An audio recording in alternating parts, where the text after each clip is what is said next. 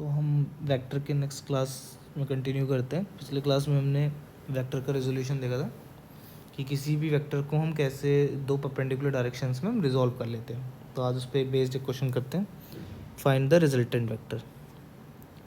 तो रिजल्टेंट को हम अल्टरनेटिवली ट्रायंगल्स लॉ और पैरेललोग्राम्स लॉ से निकाल सकते हैं, बट इससे एक बहुत इजी वे में रिजल्टेंट को निकाला जा सकता है यूजिंग रिजोल्यूशन। तो देखते कैसे निकाल सकते हैं। लेट सपोज ये मेरा ए वेक्टर है, ये मेरा बी वेक्टर है और ये मेरा सी वेक्टर है।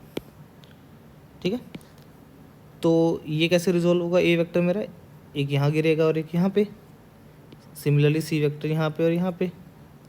ओके, तो रिजॉल्व करने से पहले हम क्या करेंगे, वेक्टर्स को एक जगह अलाइन कर देंगे। सारे वेक्टर्स को हम क्या करेंगे, एक जगह लेकर आ जाएंगे। इसका मतलब ये देखते हैं। ठीक है, सबसे पहले कोऑर्डिनेट एक्सिस बना दें।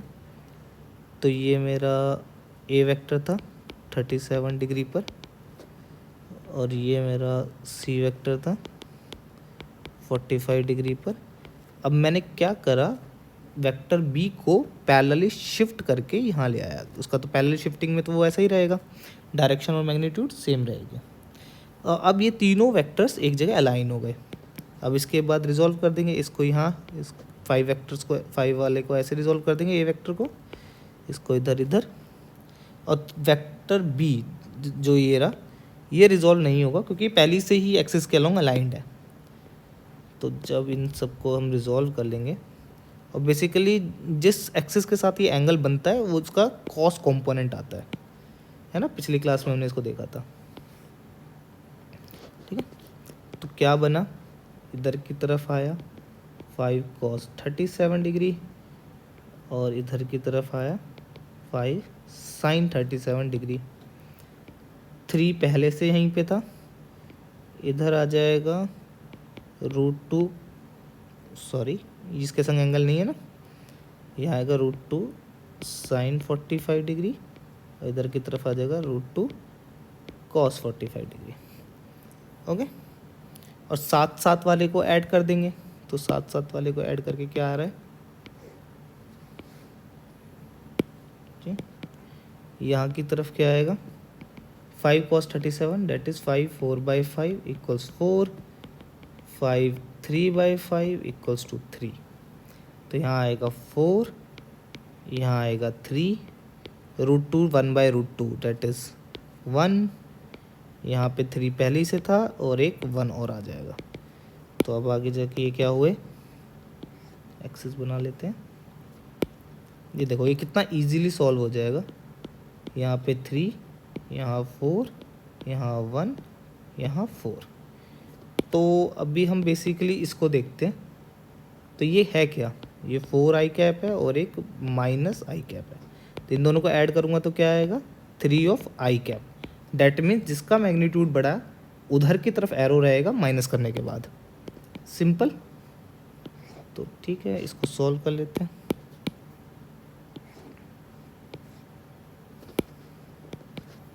तो इधर की तरफ क्या आया 3 और 3 और 4 में 4 बड़ा है तो नीचे की तरफ क्या आएगा 1। अब फाइनल इससे आगे कुछ नहीं हो सकता है, तो हम वेक्टर को क्या लिख देंगे, 3i कैप -j कैप। और ये ही हमारा उन सारे वेक्टर्स का क्या हो जाएगा, रिजल्टेंट। तो ये इसको हम कितने इजी वे में सॉल्व कर सकते हैं। अब मुझसे पूछे इसका मैग्नीट्यूड क्या रहेगा, तो ठीक है निकाल सकते हैं ना मैग्नीट्यूड, 3 का स्क्वायर प्लस -1 का स्क्वायर विच इज़ √10। और इसका मुझे डायरेक्शन बोलेगा तो कोई कैसे निकालेंगे हम, R vector divided by R vector का mod which is 3/√10 i cap -1/√10 j cap. Okay, resolution से कितने इजी तरीके से हो गया। चलो इसमें एक नेक्स्ट क्वेश्चन करते हैं।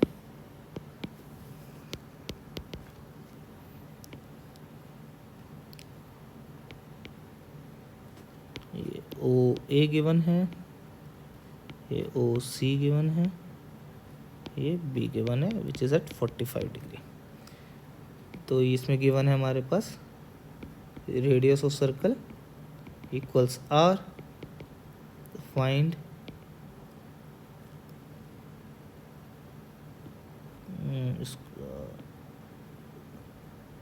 Resultant of O A vector, O B vector and O C vector.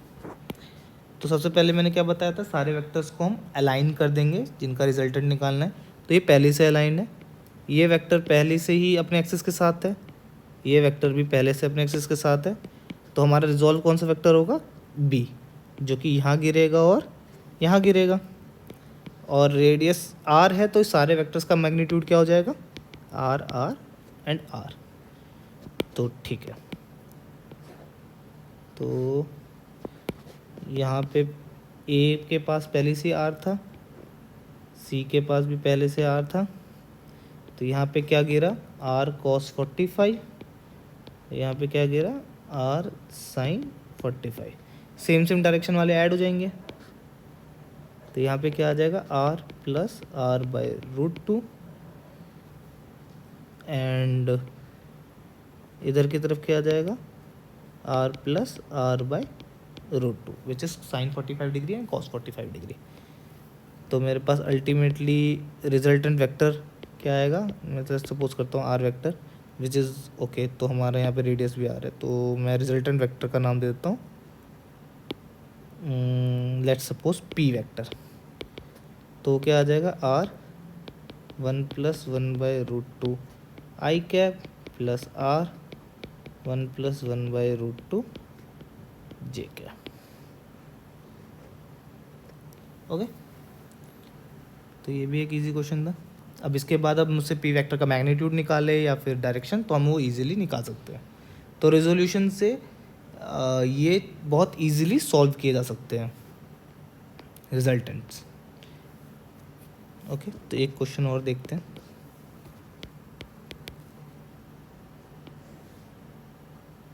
ठीक, तो एक ये सर्कुलर वेज है, ये पॉइंट ओ,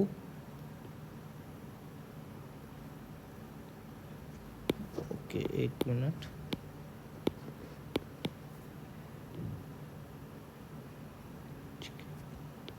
ये परपेंडिकुलर, ये पॉइंट पी स्ट्रेट, ये एंगल मुझे गिवन है 60 डिग्री, ये पॉइंट क्यू। यहाँ पे पार्टिकल की वेलोसिटी गिवन है v2, यहाँ पे पार्टिकल की वेलोसिटी गिवन है v1 विच इज़ 3 मीटर पर सेकेंड और दिस इज 4 मीटर पर second.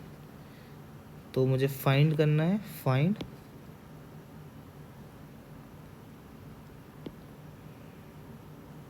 Change in velocity at point P and Q।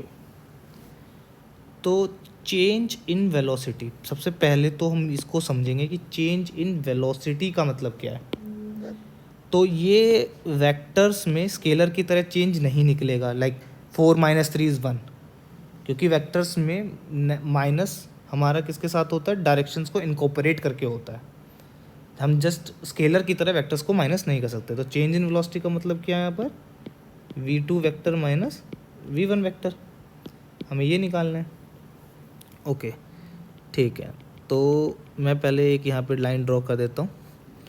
This means अगर ये मेरा 60 डिग्री है और ये 90 डिग्री हो जाएगा, तो ये मेरा कितना हो जाएगा, 30 डिग्री, और ये मेरा टोटल एंगल भी क्या है, 90। तो this means this is my 60 degree. Okay, horizontal के साथ, इसके साथ मेरा 60 डिग्री बना रहा है। तो मुझे रिजल्टेंट निकालना है, तो मैं सबसे पहले क्या करूँगा, वेक्टर्स को अलाइन कर दूँगा। ओके, वेक्टर्स को अलाइन कर देते हैं। तो मेरा क्यू वेक्टर पहले से इधर क्या है, 4 मीटर पर सेकंड का क्यू वेक्टर दे रखा है, और पी वेक्टर मेरा क्या आ जाएगा, उसको मैं पैरेलली शिफ्ट कर दूंगा यहाँ पर, और ये मेरा 60 डिग्री पे मेरा पी वेक्टर है which is having the magnitude 3 metre पर सेकेंड। तो इसमें निकलवा क्या रहा है, P vector that is Q vector minus P vector. Okay, v2 minus v1 vector. तो मैंने आपको क्या बताया था पिछली क्लासेस में कि वेक्टर का सब्सट्रैक्शन नहीं है, वो एक जस्ट एडिशन है नेगेटिव ऑफ वेक्टर के साथ।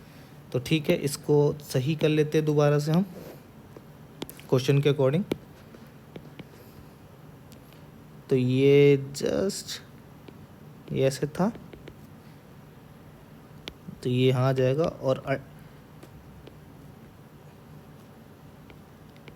ये 60 डिग्री हो जाएगा हमारा, ये माइनस ऑफ पी वेक्टर, और ये रहा मेरा क्यू वेक्टर 4 मीटर पर सेकेंड से, which is v2 vector, minus of v1 vector आ गया यहाँ पे 3 के साथ। ओके, अब मेरे ये दोनों वेक्टर्स ऐसे बन चुके हैं। अब फाइनली मुझे क्या करना है, रिजॉल्व। इसको यहाँ उतारेंगे, इसको यहाँ उतारेंगे, क्यू वेक्टर पहले से हमारे एक्सिस के अलॉन्ग है। ओके, तो देखो, तो इधर आ जाएगा मेरे पास 3 साइन 60 डिग्री, इधर चला जाएगा 3 कॉस 60 डिग्री, और इधर मेरे पास पहले से 4 था। तो 3 कॉस 60 डिग्री कितना होता है, √3/2, और साइन 60 डिग्री कितना होगा, सॉरी कॉस 60 हमारा 1/2 होता है, 1/2, साइन 60 होता है √3/2। ओके, तो ये मेरा इधर की तरफ 4 बड़ा है, तो ये हो जाएगा 4 - 3/2, और इधर की तरफ 3√3/2, ये कितना आ जाएगा, 4 × 2 = 8, 8 - 3 5, 5/2। ओके, तो अब मुझसे रिजल्टेंट वेक्टर इन दोनों का निकलवाएगा, तो क्या आएगा, 3√3/2 i cap plus 5/2 j cap, और इनका मैग्नीट्यूड क्या आएगा, √9/4 3 प्लस का 25/4, which is 427 plus 25,